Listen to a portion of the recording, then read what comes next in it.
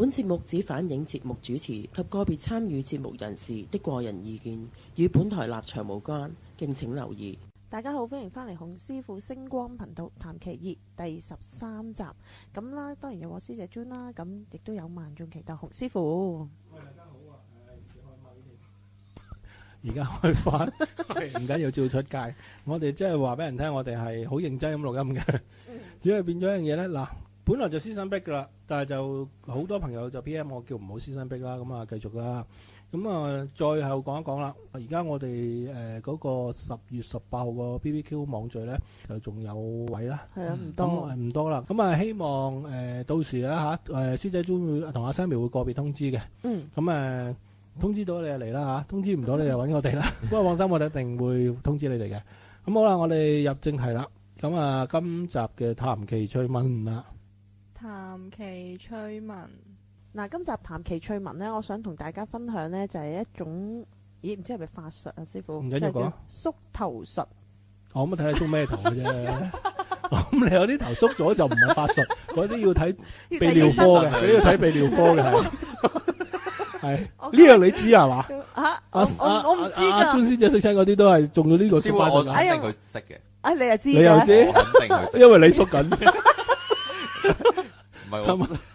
唔好吵，你好衰噶，真係你。哇！你講我你得啦，好啦，你兩個嚇。嗱咁，成日講唔到。咁啊，縮頭術咁咧就相傳呢個縮頭術咧就話可以將咧死者嘅靈魂咧永久咁封印咗嘅。咁一般人咧就話相信咧人死咗之後佢嘅靈魂啦，即係會有靈魂噶嘛。咁同埋咧就話亦都相信呢啲靈魂咧，如果你生前同佢有啲冤仇嘅話，佢會過嚟報復。有一個方法咧就可以永久咧將佢封印咗，唔會去騷擾你嘅。咁呢個咧就係我先頭所講嘅叫縮頭術啦。咁亦都係另一個叫法咧，就叫乾祭首級。咁首級即係頭啦。咁多數咧就響呢個南美印第安部落一帶嗰度咧，就有呢一種風俗嘅。咁就相傳佢哋響決鬥或者喺戰爭之中咧，將嗰啲敵人啦斬咗落嚟嘅人頭咧，就當係一個戰利品啦。然後用一啲特殊嘅方法咧，就將嗰啲人頭咧就縮細到好似個拳頭咁大，然後揸喺手。咁喺呢個過程裡面咧，就係話可以將呢一個死者嘅靈魂咧永久咁封印咗。而喺呢個乾祭首級呢一個過程裡面咧，亦都係咧同時對話敵方啦或者呢個敵人咧做一啲嘅警告嘅。咁而佢嘅目的咧，即係先頭都講咗啦，就係話希望迫使到佢嗰啲靈魂咧成為咗自己嘅奴隸啊，亦都可以防止到就係話死者嘅靈魂啦，或者佢哋嘅怨靈啦，對佢哋進行呢個復仇嘅。係啦。咁根據一啲文獻嘅記載，我睇翻啦，就話縮頭術咧，就話有一種嘢就係話可以將嗰啲仇人啦，就令到佢萬劫不復啊。咁亦都令到佢咧就係魂不飛魄不散。咁就話呢一啲嘢咧，最魂不飛魄不散，咪真係冇事咯。魂飛魄散先有事喎，魂不飛魄不散係冇事喎。嗱，我有聽你講嘢㗎，係咪先，師姐尊？咁呢個唔係詛咒佢喎，呢個係祝福佢喎。死咗，係咪先？先頭開頭一講縮頭術。係你唔好咁緊張，你唔好唔開心先得㗎。嗰期都未出嚟，我書報攤，你叫 Samuel 幫你買咪得咯。咁咧就話希望咧就講翻先，都唔知自己講咗邊。咁就話將呢一個靈魂咧，就令到佢萬劫不復啦，受到永世嘅禁錮之苦啦。咁當然啦，嚟到而家呢一個年代啦，咁已經就好似話唔係叫縮頭術啦。咁佢哋另外咧有一種叫法咧，就叫獵頭族。咁就話亦都係咧喺呢一個南美一帶咧，即係都係印第安部落嗰一帶咧，亦都好即係好出名嘅。咁我就想講一講咧，就係關於呢一個縮頭術有少少嗰個祭法，咁可能會比較恐怖啦，恐怖少少。如果你怕就刪一刪先啦。係啦，你大約10分鐘後先再聽啦。咁係啦，咁大致上咧就好啦。當個死者啦，你就要斬咗佢個頭落嚟啦，首先第一樣嘢，然後咧就要將佢嗰啲頭骨咧就全部整碎去。咁你就要即係整碎佢啦。咁入面仲有啲眼耳口鼻或者啲腦將嗰啲就要將佢刮空咗佢啦，咁然後就用一啲特製嘅草藥咧，就將佢成個人頭就浸咗落去。咁咧嗰啲草藥咧就可以將嗰個人頭咧就變成一個大，即係可以將個人頭縮細咧，就變成大咗一個拳頭咁大到啦。跟住之後咧就要攞翻出嚟，就要曬乾佢。經過幾日幾夜曬乾咗之後咧，咁仲未完成嘅喎。咁佢有啲眼噶嘛，咁就話要用啲針線咧要亂咗佢。咁係令到佢呢一世或者來生啊，呢一永永世世都見唔到嘢，就係咁樣咯。阿師就將呢期你個心理有冇啲問題咧？上集講天葬，你哋講到鬼，哇！你講到我嗰個點葬法、點樣設法，你又講到鬼形鬼聲。今集講借人頭，你又講得咁開心，係咪呢期你真係唔飽啊？唔係啊！所以你哇心理上有啲問題，你講呢啲咁鬼恐怖嘅。乜其實嗱，某程度上咧，你唔好理佢禁唔禁錮佢嘅靈魂先。咁你正常人嚟講，你見到一個人咧個身度掛咁多個頭，你都驚啦。係咪先？同埋咧，你覺唔覺得係一種心理上仇恨嘅發泄啊？一種變態。變唔變態我唔敢講。你聯埋對眼咧，根本上你係喺度詛咒人㗎啦嘛。係嘛？係啊。即係我哋唔好理實際嗰個法術做唔做到禁錮佢靈魂先。你從佢嗰個心理學上面已經覺得佢係一個對一個對手或者敵人啊，係一種心理上嘅發泄啊。係。咁你調翻轉啦，佢係一個獵頭族啊嘛，我有睇過呢啲咁嘅人頭㗎，係幾得意㗎喎，即係你可能我都變態嘅，咁因為我又覺得一樣嘢就係話佢嗰啲風乾嗱，調翻轉嚟講，你哋有冇打過邊爐啊？我都冇人打邊爐，真係對唔住，即係基本上我當你抌啲牛柏葉或者雞子落去咧，一個熱嘅鍋裏邊，你係咪會縮啊？係啊，調轉嚟，因為嗰啲草藥一定係熱噶嘛，係佢唔會話雪冰凍啲草藥，跟住飲個頭枕落去噶嘛，咁你係咪個人個頭咪縮咯？係啦，同埋你仲要經過天然生曬咧，連寫一杯碗啊，係嘛？你臘腸都縮啦，何況個人頭？即係你話。會縮細一啲都唔出奇嘅，咁你縮到幾細咧？因為你始終係個人即係調翻轉，因為你抌個豬落去煲湯都會縮啦。調翻呢啲就唔係話同法術冇關嘅，呢啲係自然嘅反應嚟嘅，即係自然個物理上嘅嘢啫。所以有一樣嘢就係你亂嘅眼咧，其實以前有啲酷刑都係㗎，我亂埋你個嘴唔準你講嘢。其實係一個懲罰同埋對佢一個仇恨嘅發泄啦。同埋你獵頭，你唔會獵你屋企個人嘅頭㗎嘛。你唔會嫌你外母煩咧，就係獵咗佢頭，嫌你老婆成日叫你去買嘢俾佢獵咗佢頭，個女喊乜多又獵埋佢個頭，冇噶嘛。通常係獵去你個仇家或者你喺古代你話啲獵頭就係同人哋第二個部落打仗啊，先至獵人哋個頭。第一你顯示你係英雄，殺人殺得多，咁梗係唔啱啦嚇。香港你千祈唔好做啲咁嘅嘢喎。如果唔係你一定喺你個間房度終身過㗎啦。咁時你唔係獵頭啦，你獵曱甴啦，又係大把嘢你獵，大把昆蟲你獵，唔好做啲咁嘅嘢。即係你變咗一樣嘢。唔好理佢禁唔禁錮靈魂，心理上你已經係對佢一種仇恨啊，同一個詛咒啊，所以你話有冇用咧？同埋調轉喺中國人嘅社會，冤有頭債有主啊嘛。你獵咁多陰靈喺呢個身，咁點解嗰個人又冇事嘅？其實我哋應該從多方面去諗咯，即係唔好人哋話嗰樣嘢你就信咯，係嘛？好，到阿七哥，7點解叫佢7師咧？因為有陣時佢哋喺集數叫做 Kelvin 啊嘛。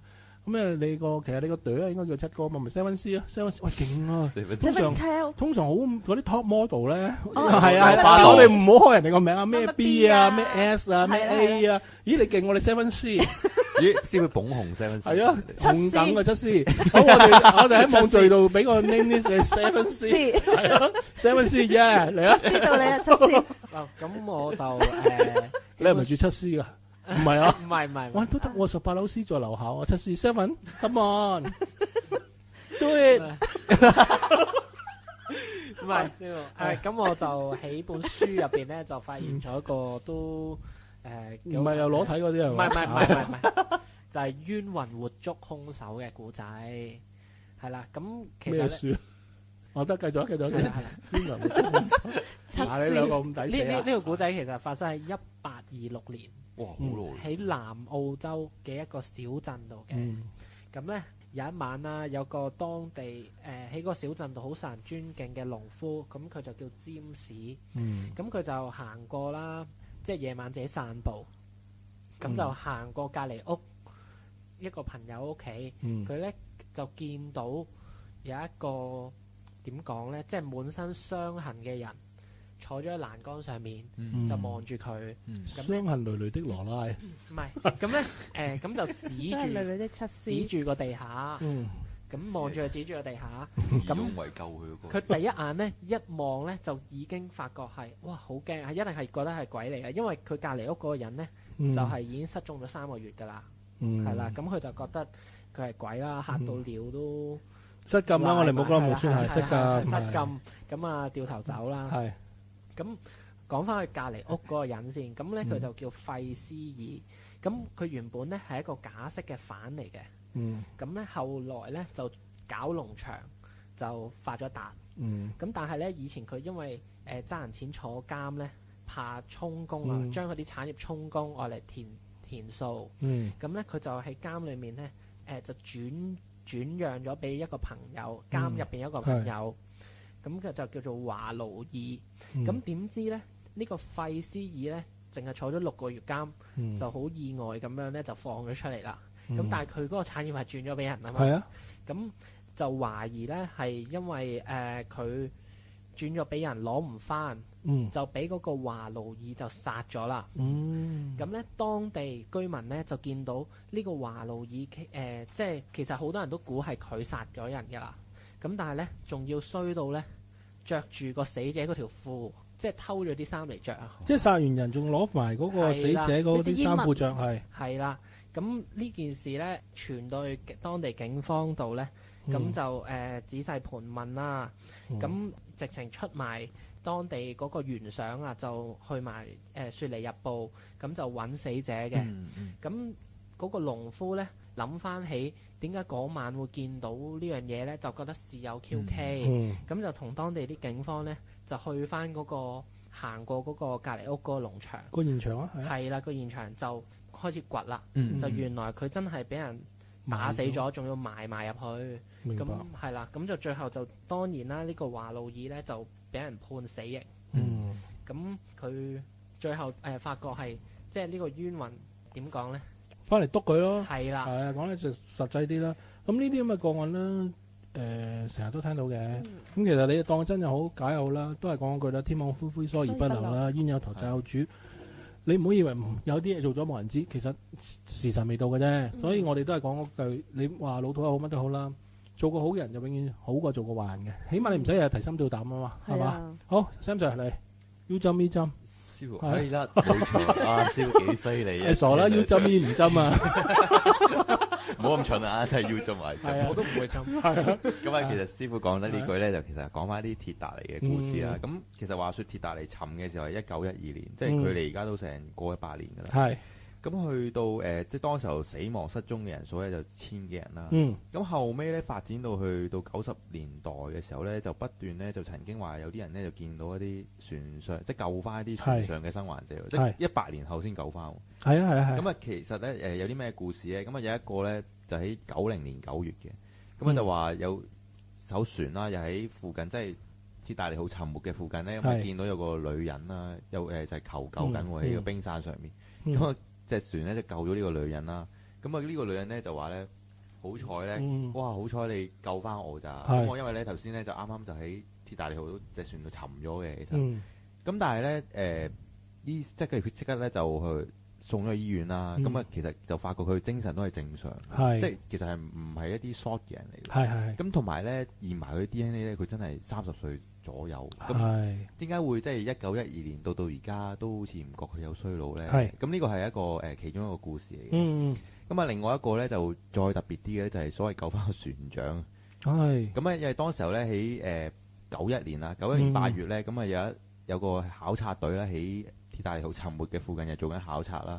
咁後尾咧救翻個60幾歲嘅男人。咁呢個男人當時候咧就係着住所謂鐵達尼號嗰艘船嘅船長嘅衣服嚟嘅。咁其實救起已經覺得好奇怪啦。咁後尾咧佢上到即係上翻隻船嘅時候咧，咁呢個船長咧就話：喂，你做乜救我？唔好再救我啦！咁樣即係當時我哋睇戲都記得。就話喂，因為隻手咁大嘅油輪，竟然因為第一次航行就沉咗。咁啊，所以就唔想救自己匿埋咁啊，沉咗。當時候咧送咗呢個男人又係去翻醫院啦。咁其實咧就做咗一輪咁樣嘅心理報告、醫學報告。咁其實咧都發覺佢係生理同埋心理都係正常嘅。最奇特嘅一樣嘢咧，就係發覺咧佢嘅指紋咧，原來真係當時候個船長嘅指紋嚟嘅。即係呢兩個故事其實就係睇翻嚟嘅故事啦。咁但係當然啦，咁其實呢啲真定假，咁我哋就冇辦法得知啦。嗱，據聞呢啲網上傳聞咧，就有人話假啦，同埋唔止個嘅，唔好意思，百慕達三角咧，咁曾經話唔知有一架咩飛機飛入去咧，又係唔知幾十年後先走翻出嚟。咁呢個傳聞好多嘅，咁你問咁我信唔信有時光隧道咧？我相信嘅。其實物理學上係證明係有呢樣嘢噶嘛，兩個空間轉移啊嘛，同埋我自己係相信有呢樣嘢，亦都相信有外星人嘅。咁你話我有冇親眼見外星人？我講過冇。咁你有冇見過不明飛行物體即係 UFO？有，我見過2次以上，最近都見到1次嘅，但係我都係睇，因為而家太多網上唔係網上天上嘅嘢咧，而家咪有好似4個螺旋槳咧，可以放出嚟可以飛嚟飛去嘅咧。咁你話會唔會係嗰啲咧？咁我都係而家有待去進一步去諗一諗先。如果我揾到個答案，我會同你哋講嘅。咁你哋信唔信有嗰個時空隧道啊？阿 Seven 師，我信嘅，其實係啊，我信嘅。阿尊姐，你信？我咪都信。你信縮頭嘅啫，係你阿師傅冇咁信㗎，師傅，因為所以我某程度上咧，你話咪有好多嘢咧，就世界之大無奇不有。咁你話未去到迷信嘅，但係有啲嘢你講出嚟就唔值得相信咯。但係你話咁我哋遲啲啦，睇下有冇我哋嘅網友咧。其實我哋有好多網友咧，都好有興趣去做一啲關於嗰啲神秘學嘅節目嘅。咁我哋都同佢哋商量緊，話喺我哋呢個台度加開啲神秘學嘅節目嘅。咁當然啦，我哋第一集梗係會揾7分師嚟做嘉賓㗎啦，因為7分師最神秘啊，係咪先？好啦，嗱，我哋去下一個環節啦。下一個環節就談奇之謎啦。咁呢個係下集喎，撞前下集啦。咁我哋都係講嗰句啦。佢有權講，你有權聽啦。咁信唔信就隨便你啦。咁你話你唔信嘅，咁你咪當一則古仔分享下咯，當靈異故事咯。咁你話你信嘅，咁你咪信咯，係嘛？咁好啦，我哋馬上去片。談奇之謎，奇之謎。嗱，翻嚟談奇之謎啦。咁上一集呢，我哋都聽過阿小人同阿小女人嗰個個案啦。咁今集呢，佢繼續延伸翻呢佢嘅個案嘅下半集。咁我哋都等阿小人同我哋網友去分享啦。嗱，上次講到就我哋盡快想結婚啦。係。咁其實中間都有一段空檔時間噶嘛，唔係話你上律師樓話要註冊，咁聽日就有得註冊噶嘛。中間都要等成個月左右嘅。咁其實呢個月我哋好驚嘅，因為佢一定係揾人 check 緊我哋。佢知道我哋會結婚，但係佢知道我哋咧係出年結婚，即係2014年結婚，就唔知我哋提早結婚。咁嗰段空檔時期咧，我哋驚佢如果有人 check 到我哋咧，就我哋好大件事噶啦。咁所以有一樣嘢幾好笑咧，就係我哋對結婚戒指咧都仲係刻住2014年嘅。但係其實我哋2013年結婚嘅，所以呢個原本我太太話改唔改啊？我話唔改啦，即係起碼都叫做因為呢件事留念咁特別啊！戒指係寫2014，結婚係2013年。好啦，到我哋好辛苦誠惶誠恐捱咗呢個月咧，到正式結婚啦，到簽紙嗰日啦，一簽完紙，我同我太太講，即刻揾個朋友話俾佢聽。我哋已經簽咗支結咗婚啦。咁佢有咩反應咧？咁我太太講啊。即係其實係我就同翻我舊同事講，因為我有一個舊同事咧就好冧嗰個有錢仔嘅。咁佢就即係喺呢段時間咧，即係個有錢仔有陣時可能送外賣上嚟咧，我都係 pass 晒俾佢嘅。咁佢要幫我搞掂佢啦。咁然後我個舊同事咧就成日都因為。點講咧？嗰有錢真係想喺我，即係都想喺我舊同事嘅口中咧，就知道我啲資料啊，各樣嘢咁樣。咁所以佢哋係可能會個有錢仔會約佢出嚟食飯啊，各樣嘢咁。我個舊同事亦都係即係好 appreciate 啦，係咪先？咁所以咁佢哋一路有 keep contact 嘅。咁我就有特登就同我嗰個舊同事講話喂，我啱結咗婚啦。你話俾佢知，叫佢死一條心，以後唔好再揾我啦，即係唔好再搞咁多嘢啦咁樣。咁跟住，然後我個舊同事就幫我同佢講啦，就打電話俾佢。咁佢嗰個就後尾我舊同事同我講翻佢嘅反應咧，嗰位有錢仔嘅反應咧，就係佢一聽到話阿小女人結咗婚咯喎，咁樣你唔咩啦？咁後尾未講下一句，就聽到佢嗰個已經爆咗一句粗口，然後掟爛，即係聽到啪咁樣樣，即係應該係跟住就 cut 咗線。咁佢就話應該個電話都掟爛咗啦咁樣樣。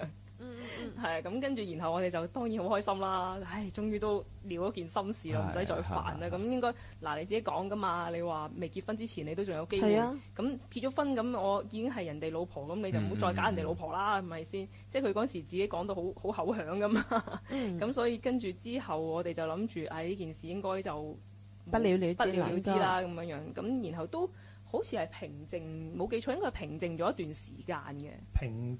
平靜咗大概2個月到啦，嗰陣時我哋覺得終於有啖安樂茶飯食啦咁樣。咁大概去到1月左右啦，有晚夜晚瞓下覺，我太太突然之間起身，行去個衣櫃嗰度開衣櫃攞衫換衫，跟住我喺度問佢咩事啊你咁樣咁夜仲去邊啊？佢冇答我，就繼續攞衫嚟到換衫，跟住我知道又你唔係話大佬。跟住即刻捉住佢撳翻落床，又係叫起身啦，起身啦，起身啦咁樣。咁今次咧佢就好容易起到身嘅，咁起身話咩事啊咁樣。嗱，抱歉，依段開始咧其實主要都係我講噶啦，因為我太太咧呢啲事咧已經係斷晒片噶啦。因為其實我冇印象我有做過呢啲嘢，即係我覺得自己係瞓咗覺嘅啫。即係當時冇意識。係啦，我當時係我係覺得自己係瞓咗覺，咁然後忽然之間醒，即係聽到佢嗌我，咁我起身咁樣就見到佢咁樣撳住我喺張床上面，我做乜嘢？我想問咧，阿太太有冇話啲咩，譬如夢遊嗰啲病症？冇發生過㗎之前。冇嘅。咁有冇試過去睇醫生去，即係講翻你個情況先咧？冇特別去睇醫生，不過嗰陣時我就即係我發生呢段時間嘅時候，我係發夢，即係唔知算唔算發夢咧。總之我就嗰個意識入邊好似周圍黑掹掹咁樣樣咯。咁但係之前和平嗰2個月咧，中間仲有冇發夢啊嗰啲咁樣嘅？冇已經冇晒㗎啦。和平，即係好正常嘅，係啦，好正常嘅嗰2個月。即係我哋都已經係放低嗰件事都。係啊，諗住應該冇嘢㗎啦。咁好啦，自從嗰次佢起身話要換衫走嗰陣時咧，跟住落嚟咧。又開始發夢啦！嗰陣時發夢咧就幾奇怪嘅，結咗婚有結婚戒指啦。嗰陣時我哋如果戴住戒指瞓覺咧，正常冇夢法嘅。有幾晚即係可能即係啱沖涼，除低咗戒指又唔記得戴翻戒指嚟瞓咧，一眯埋眼半分鐘又嚟噶啦。阿太太又嚟啦！又嚟啦！咁嗰啲夢咧，直情係點咧？佢話翻俾我聽咧，一眯埋眼開始四周。全部係黑掹掹，聽到好似有人念經啊，即係嗰種我唔識聽嗰啲係咩文，總之就係一啲我唔識聽嘅語言，係啦，咁喺度吟沉沉咁樣樣。係見唔到人嘅，見唔到人嘅，係周圍係好似一個完全漆黑一片嘅地方，我即係想走都唔知去邊度嗰啲咁嘅，周圍黑掹掹，咁然後就聽到嗰啲咁樣嘅聲，咁跟住就即係好似俾人困咗喺一個黑掹掹嘅地方咁樣。咁嗰陣時，其實我見到佢反應咧，都係好似喺度掙扎緊啊，好辛苦。咁我又都係好似以前咁樣叫翻醒佢啦。咁樣叫咧，其實好困難啦，開始唔係好似以前咁容易叫啦。咁又起碼都要叫成幾分鐘，佢先至會醒。甚至乎我有陣時要打佢塊面啊，咁樣咁佢先至醒得到嘅。所以有陣時佢起身之後話：哇，點解塊面咁痛嘅咁樣？冇辦法啦，冚咗你幾巴喎。因為嗰時我係即係見即係周圍黑掹掹嘅嗰啲夢係周圍黑掹掹咁，然後唔係好聽到嘢嘅，冇聲冇畫面乜都冇。咁但係即係佢話佢嗌醒我之前咧，我開始由細細聲聽到佢把聲。喺個夢境係啦，喺個夢入邊聽到佢有叫佢有佢把聲開始嗌我。咁然後喺開始聽得真佢把聲嘅時候咧，就會見到開始有少少光。係啦，開始喺個漆黑一片嘅地方開始有少少光，即係好似喺遠處有啲光咁樣。咁你下意識地就會走去有光嘅地方。即係，但係嗰陣時我嗰個意識咧，就係我好唔係行過去，總之就要過去。我唔知點樣形容嗰個感覺，即係我唔係好有實體咁樣行過去嗰種。即係總之就係要過去咁，唔知係游過去定係點樣。總之就去到嗰個光嘅地方，咁我就會醒咯。即係嗰段時間係咁樣咯。咁然後有陣時醒嘅時候，咁真係會覺得喂，點解咁樣塊面咁痛咁樣？佢就話佢打咗我幾嘢咁樣。好啦，跟住咧就即係如是者就差唔多隔晚都咁嘅情況發生啦。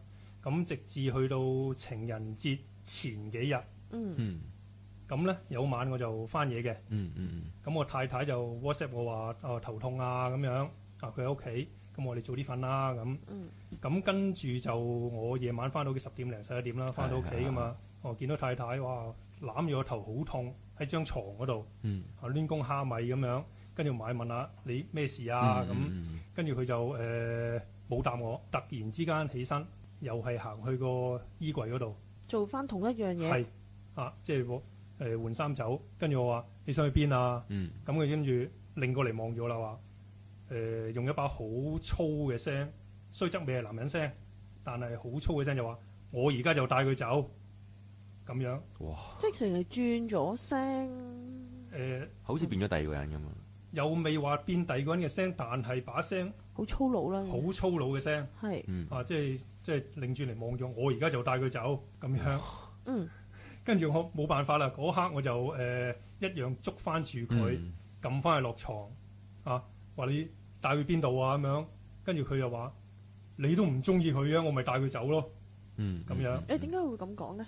佢講啊，係咯，點解佢會咁？唔知點解咁講。咁跟住咧？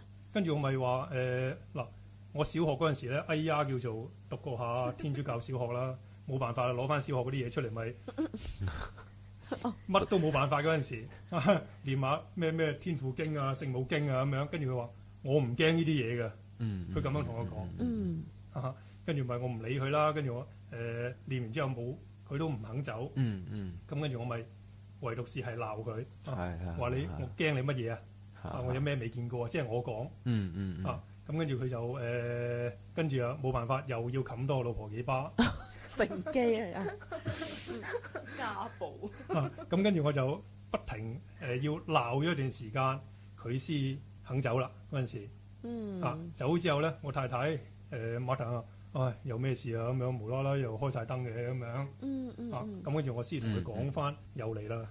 咁如是者咧，經過呢次我唔知係咪叫上身啦，其實不停都有發夢啊，又間唔中起身又話要去衣櫃攞衫走啊，咁樣。正話我講過啦，就我哋戴住戒指就冇問題嘅，除咗戒指有問題啦。到之後咧，即使戴住戒指都唔得，都係會發埋啲乜夢。又係佢俾人困住啊，可能好似喺個森林裏邊啊，又聽到人耳吟吟啊，或者一個密室裏邊啊，咁我就越嚟越難叫醒佢啦。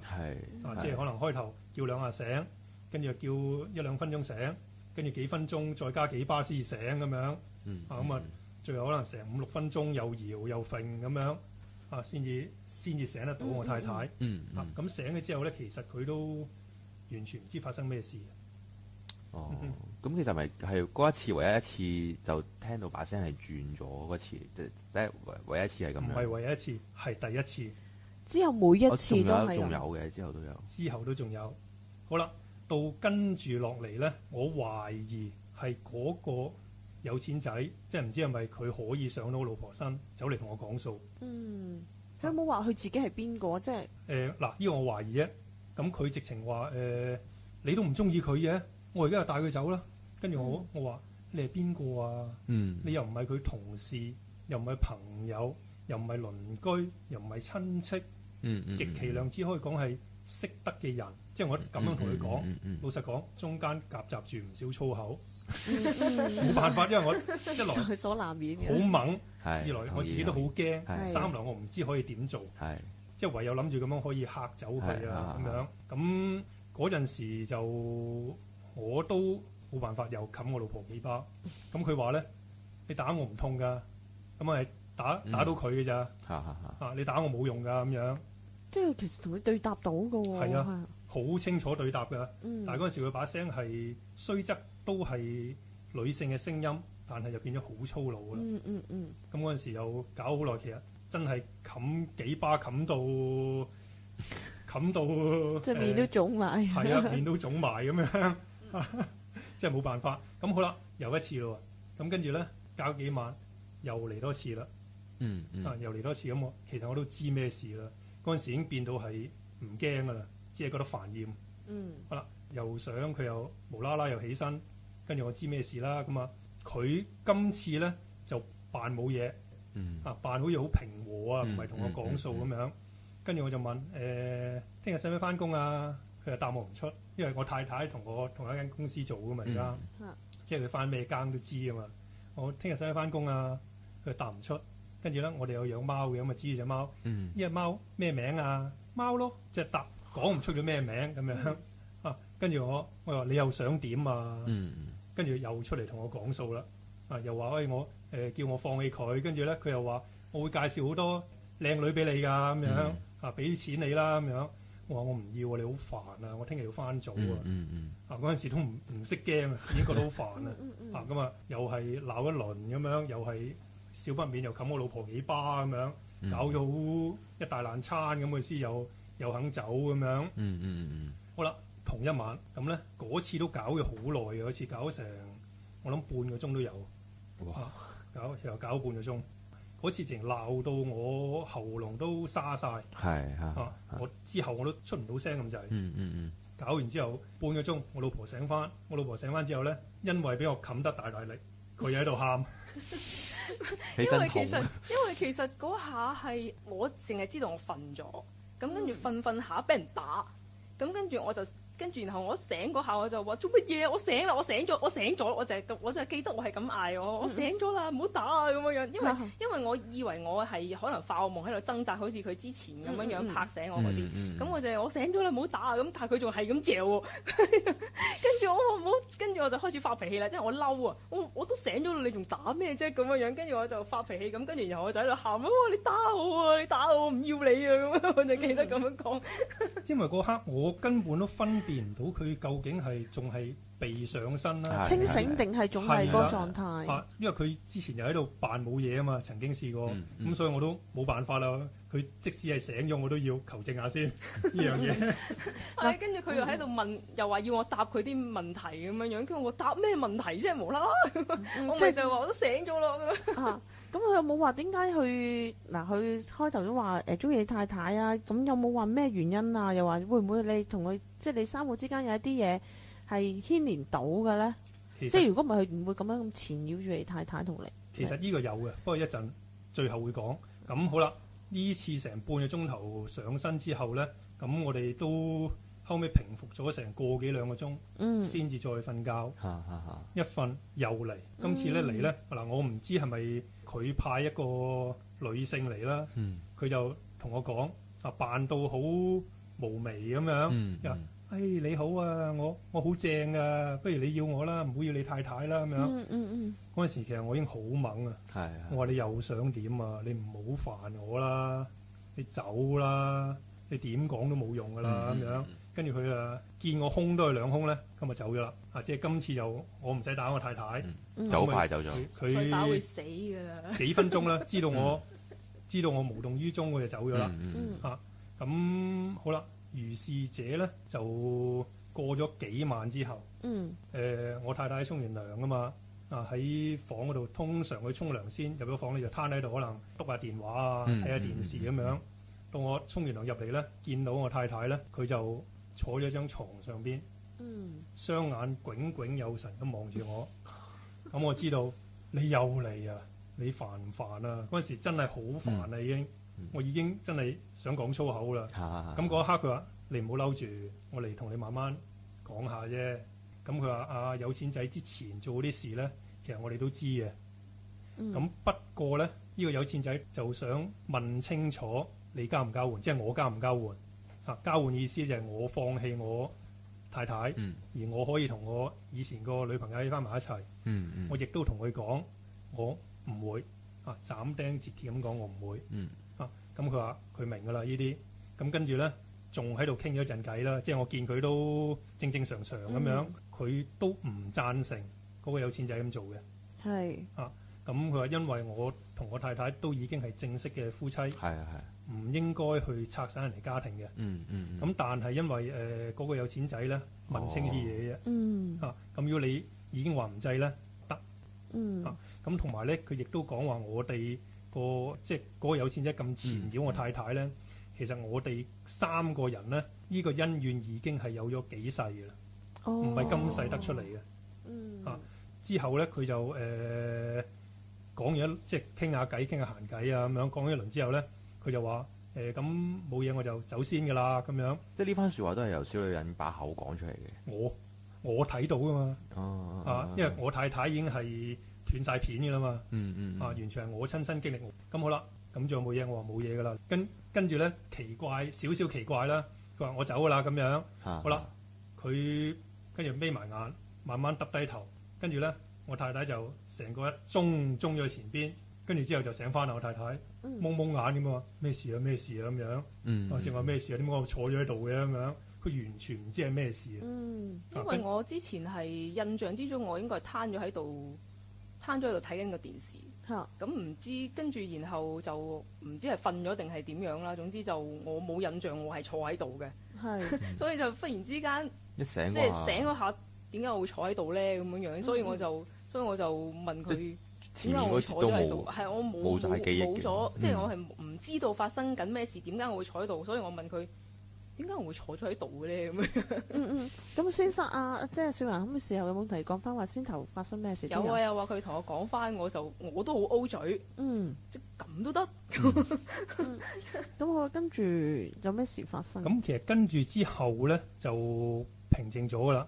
到過咗一兩日之後，佢就 send 翻個 email 俾我，話唔好意思打擾咗你啊咁樣咁亦都再重申多一次，因為你哋個恩怨咧已經糾纏咗幾世噶啦。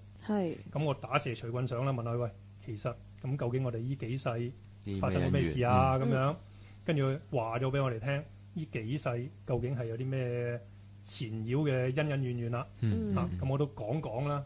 咁其實佢話我哋第一世嗰陣時咧，我咧就係北方某個國家一個大將軍，我睇到都好特別啊！咁我太太咧就係同我一個青梅竹馬玩大嘅夫人啦。咁我哋感情好好嘅。咁嗰個有錢仔咧就係我個副將嚟嘅。咁佢就嗰陣時係中意咗我太太。咁啊用啲詭計咧捉走咗佢。咁就想同佢遠走高飛啊咁樣。點知我太太咧性格剛烈，寧死不從啊！佢咁寫，咁啊最後咧佢就跳崖自盡。咁呢個時候咧我就啱啱嚟到啦，咁啊見到已經救唔翻啦，咁啊一怒之下咧就將呢個副將斬殺咗。咁呢個就係第一世啦。呢個咁啊第二世咧就係我同嗰個有錢仔都係一個富商嚟嘅。咁啊我哋大家做生意咧就係一個對頭人即係競爭激烈嘅嗰陣時。咁啊，我太太咧就係一個富家小姐，亦都係城中佢咁寫嘅城中出名嘅佳人嚟嘅。咁啊，我同有錢仔咧都好想娶我太太嘅。咁啊，但係有一次咧喺元宵節嘅花燈會咧，咁我同我太太就結咗緣。咁啊，最後咧我太太又揀咗我。咁啊，嗰個有錢仔咧就好唔憤氣啦，就更加同我做敵人。最後咧就用啲詭計令到我要去坐監嘅。咁呢個第二世啦，呢個咁啊第三世咧就調翻轉啦。我太太咧係某個國家嘅王爺，變咗男性啦。係啦，佢係變咗男性啦。咁我咧就係佢個王妃。我哋調翻轉晒角色咯。咁咧我哋感情就好好嘅咁咧而嗰個有錢仔咧就係一個名妓嚟嘅，即係可能即係又唔係賣身嗰啲嘢，可能唱下歌啊嗰啲咁樣係啦。咁啊有一次節慶表演咧，咁呢個名妓咧就去到王府，咁啊表演啦。咁啊從此咧就中意咗阿王爺啦。咁啊經常用各種方式咧去表達傾慕之情。咁啊王爺咧起初咧就不為所動嘅。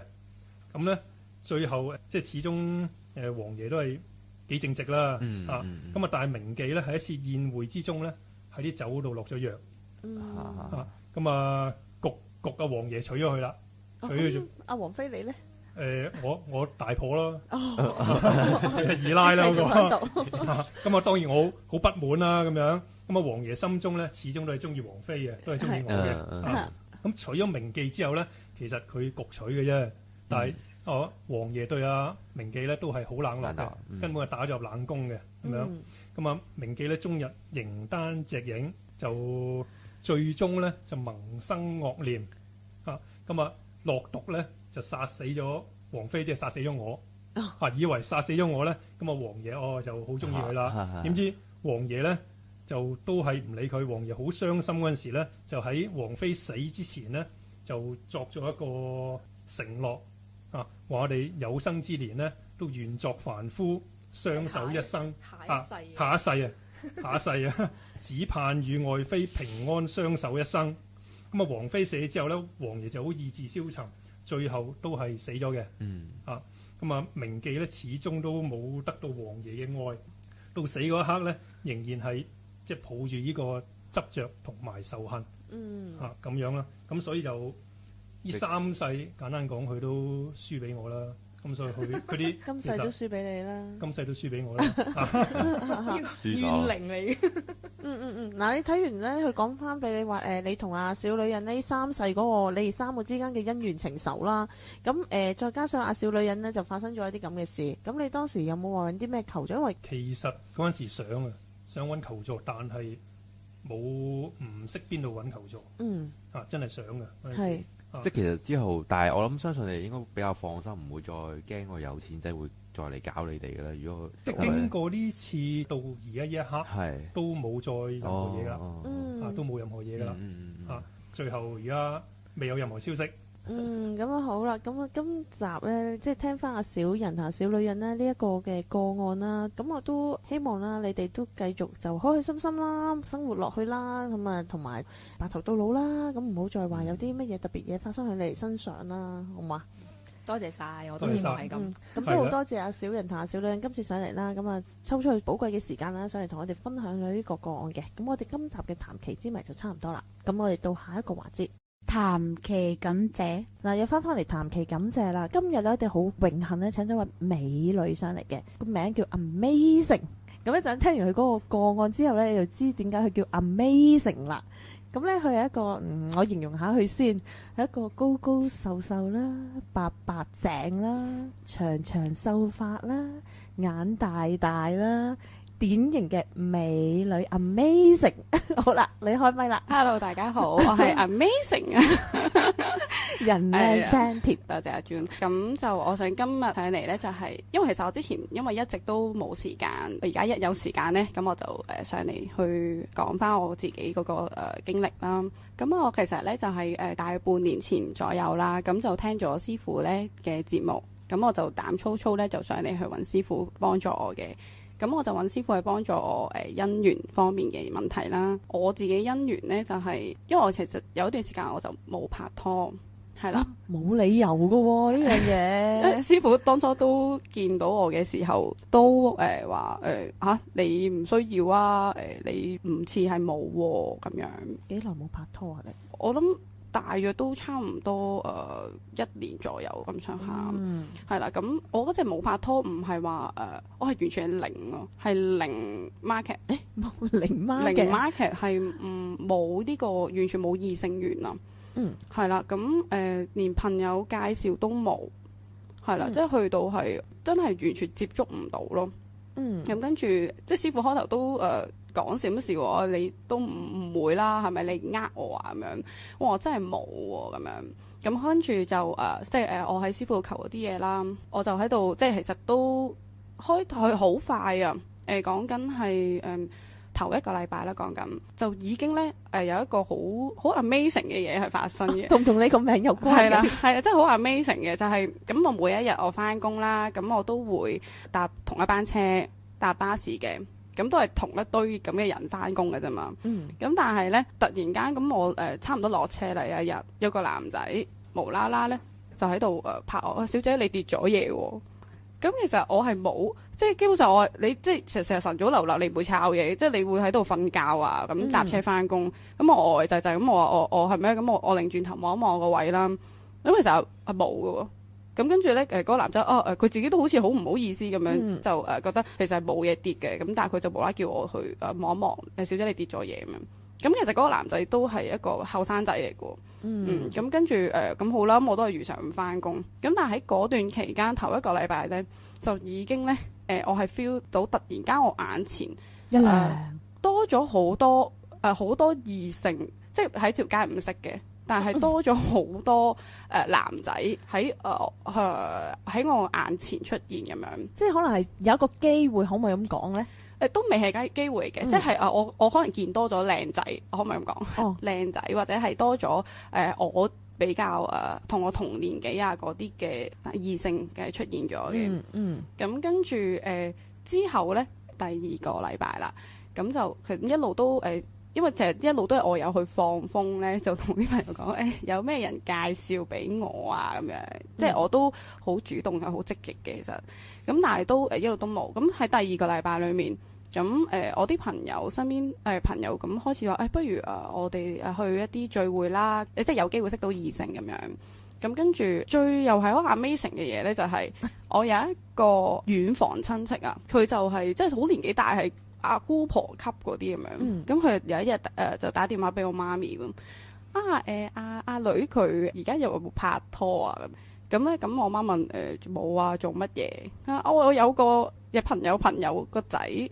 想揾女朋友，你即係會唔會介紹啊咁樣？咁後尾因為佢就喺大陸嘅，咁我哋就後尾都係最尾都係冇去做見面，係啦。咁但係咧，跟住之後咁陸續都有朋友介紹，最又好 amazing 嘅時間咧，就係我係喺同一時間裏面咧係有3位嘅追求者嘅。咁當中其中有一位就係我而家嘅男朋友啦，係即係突然間係會有好多追求者喺我面前咁樣，咁跟住我想講翻嘅就係咧，即係師傅，因為咧之前師傅咧叫我即係即係見完佢之後臨走前咧，師傅就同我講咗一句，你記得你假還假啦，你唔好咁貪心啊，咁樣同我講。咦，有啲玄機喎。係啦，即係我其實我開頭我都覺得係咪真係咁即係好有自信同我講，佢係完全毫無疑問地咁話俾我聽。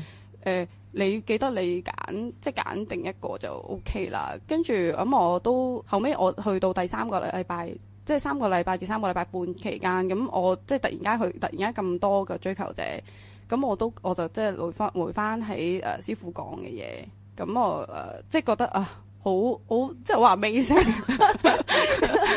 我想數下你呢一個談期感謝講咗幾多句 amazing 先。係因為係。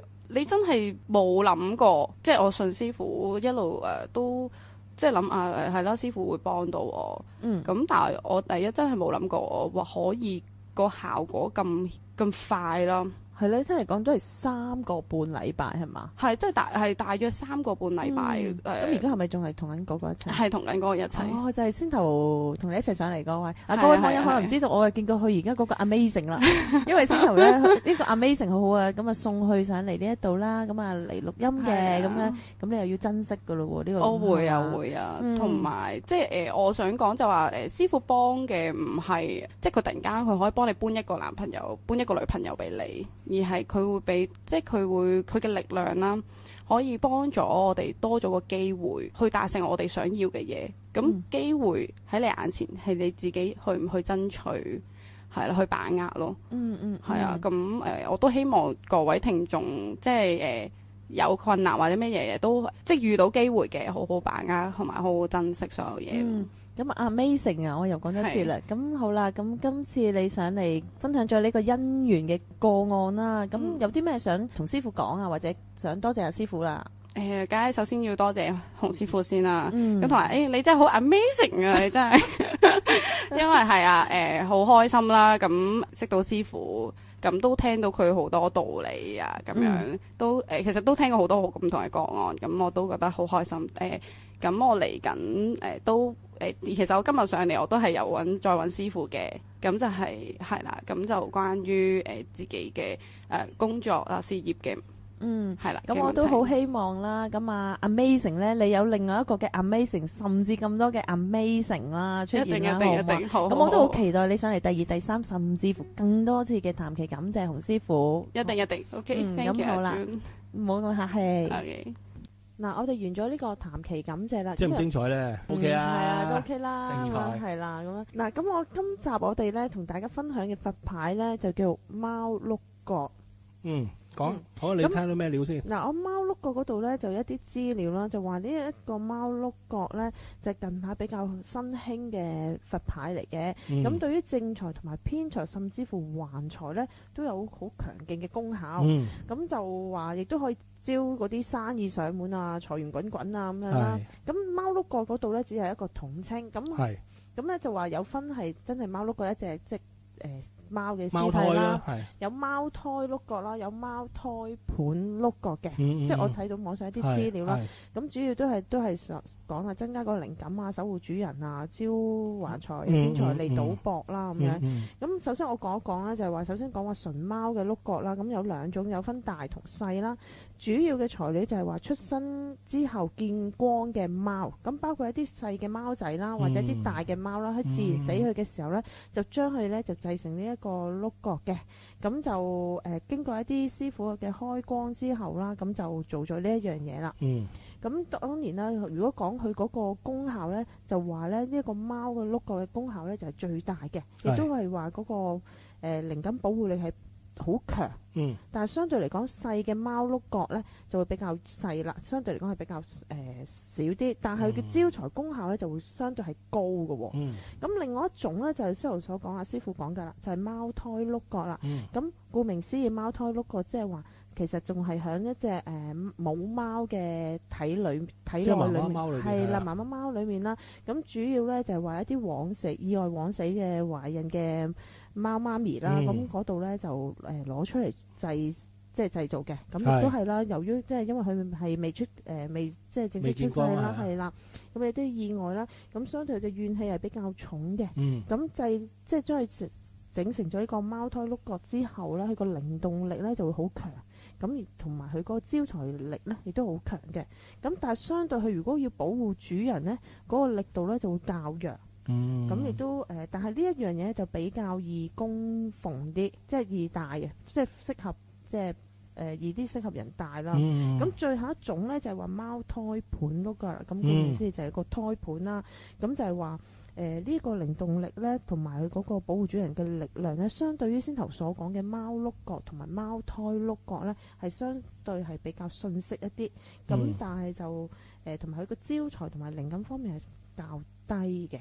新聞師，你揾咗啲咩嚟？好啊，師傅，咁我揾咗其實都同周師姐差唔多。咁其實話碌角嘅解釋咧，就係一切死咗喺母體裏面嘅動物。你笑咩 Sam Sir？你做咩啫？而家人哋講緊泰話，你唔係講廣東話，你真係嗱 Sam Sir 啊，唔得啊！你咁樣下集我哋會飛起你啊！係咁包括係人類胚胎啦。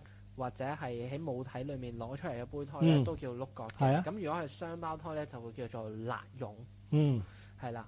咁點解貓嘅胚胎會咁受歡迎咧？因為網上面講啊，相傳就係話貓喺法科裏面咧係屬於純陰性嘅夜行動物，靈敏度啊同埋靈活比較精靈啦，係啦，好高嘅，所以佢都好受歡迎嘅。咁除咗貓之外咧，仲有一種就係叫做壁虎啦，都鹽蛇啦，即係我哋俗稱嘅鹽蛇啦。係啦，咁都頗受歡迎，成為碌角嘅原材料咁樣咯。係啊，啱你冇錯。阿 Sam Sir 咧，師傅，我其實咧上網揾過呢個資料就唔係好多嘅，咁但係同阿朱師姐同埋阿 Seven C 嘅一樣啦。咁其實咧。有見過咧，話有啲人咧大咗之後咧，試過喺賭場入邊咧，即係喺10年內輸嘅一次過贏翻晒翻嚟，即係個財，即係大髀個財運可以咁犀利。但有樣嘢喎，你輸咗10年咧，呢個唔爭在輸到窿啦，你仲有得賭係咪先？呢個我覺得是係網上傳聞，你輸咗10年，係咪你仲去賭？喂，我諗你要去嗰啲咩乜會咧去戒賭啊！但係你輸咗10年咪。咁同埋咧，師傅另外就係話頭先純貓碌角咧，咁就係講緊話大嗰啲咧就即係大嗰啲貓咧，即係會兇猛啲啊，保護主人好啲。咁啊，咁你唔整隻老虎碌角，都係貓科動物又係喎，師傅。細嘅就會招財力好啲咁樣咯，師傅。唔係嗱，相傳咧嗱，你哋要注意一樣嘢啦。頭先阿 Seven師講樣啱㗎，壁虎啊，即係鹽蛇啊。其實鹽蛇咧喺泰國而家話好誇張，有9尾鹽蛇㗎。咁啊，其實我覺得嗰啲啦，嗰啲啦，即係你，但係以前相傳係有雙尾鹽蛇嗱，但係好多係假㗎。佢就將條鹽蛇尾咧剪開嘅，其實真嗰啲係天生一條鹽蛇有兩條尾嘅。呢個相傳就係話利賭錢嘅，利賭博嘅，咁就將佢製乾絲，咁梗係唔係話就咁樣將佢曬乾拍扁啦？咁你屋企求其捉條鹽蛇，你將佢曬乾拍扁啦，你要咩乾絲都有啦，係咪啊？曱甴啊、蜈蚣啊，你噏得出都有啦，唔梗係要特別處理啦。咁你話貓碌角，其實我唔贊成用活胎㗎。因為我覺得太殘忍啦。係啊。同埋第二樣嘢，你無啦啦將人整死，跟住喂你無啦啦你帶個怨靈喺身，佢點會保佑你贏錢啫？冇可能啦。其實你阿貓碌角有啲係用經粉啊，即係燒咗個經書嗰啲粉啊、香爐灰做嘅。佢做一個好似一隻死咗嘅貓，好細隻㗎咋，即係一個雙手向前爬，即係其實我哋好似招財咁嘅啫。咁我會贊成用呢啲咯。咁你話好多嘅，咁頭先你話有狗碌角嘅，即係將一隻狗去製造乾絲，其實你嚴格嚟講，其實佢點解會有咁多呢啲咧？曾經有人話我幫你聽有馬碌角咁，但係你點抬隻馬出街咧？你馬仔你都暈啦，呢隻出世嘅馬幾大隻？你攬住唔好玩啦，你架車推佢就差唔多，係咪先？咁你點解會用貓？因為貓細啊嘛。咁你梗係唔係話一隻大貓啦？因為好細嘅，啱啱出世嘅貓，好丁咁多嘅啫嘛。係啊，好細。咁呢啲其實佢嘅原理全部同人胎一樣嘅啫嘛。咁你唔知啲熊貓碌角？係咪先？喂，國寶啊！即係你帶住你就係寶貝啦，啱唔啱啊？因為有陣時啲嘢咧，你要諗下咯。帶住做咩咧？其實貓碌角嗱，你話咩理財啊、咩賭運輸10年啊，其實我覺得嗰個人即係講得難聽啲啊，你輸10年你乜都唔使帶啊，你幾厚底啊？係咪先？你每個月輸100，你輸咗10年你都好金啦，係咪先？即係你太過厚底啦，呢啲唔使攬嘢噶啦，你搞掂啦。同埋一樣嘢，其實貓碌角最嗰個功能係咩？防漏財啊！佢其實你話點解防漏財咧？有啲人咪成日講嘅，哎呀我賺咗好多錢，但係我啲錢唔知使去邊嘅。